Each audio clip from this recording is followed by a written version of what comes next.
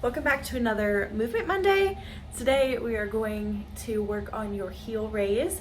I'm going to show you a couple different variations, one that is strength based and one that is circulation based. Heel raises are great for strengthening the calf muscle, ankles, the knees. It's also really great. It acts as a pump to send blood, lymph, all the circulatory things up when we deal with blood pooling. So it can be great to add into your day. So I'm gonna show you a couple variations of it, and you don't need any equipment today. So we will start standing. Okay, for a heel raise, we're talking about going up on your toes and down, okay?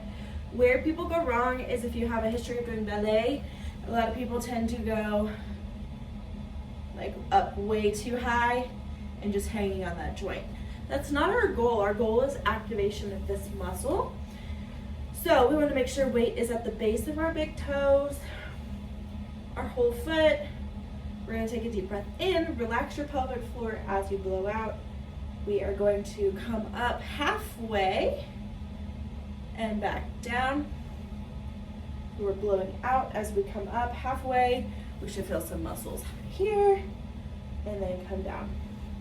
I'm okay if you lean into the wall, if you need some help with balance. But we're just doing halfway, slow up, slow down for a strength-based exercise. You can get some muscle fatigue happening here. When we're talking about a circulation-based exercise, meaning we can do it more often without getting as much fatigue. Okay, say I'm sitting at work. You can do heel raises like this, but for circulation base, we have our strength base, which is really slow, controlled, focusing on muscle contraction. Circulation based, I'm really squeezing, but we're not doing as much tension. It's a little bit more bouncy, a little bit more fidgety, but I still feel like I'm squeezing these muscles, but it's less fatiguing. The third and final variation would be going up slow and treating it like a strength-based, but in a seated position.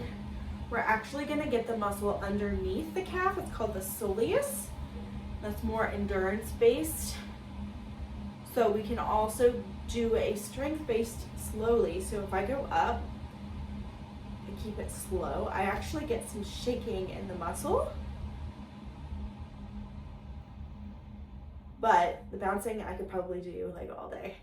Fidgeting is actually really good to keep everything circulating. I would say the challenge to you this week is between 1 and 3 times a day, intentionally do 10 heel raises in any position. So maybe pair it with something you already do. Before or after a client, breakfast, lunch, and dinner, let me know what you're gonna try.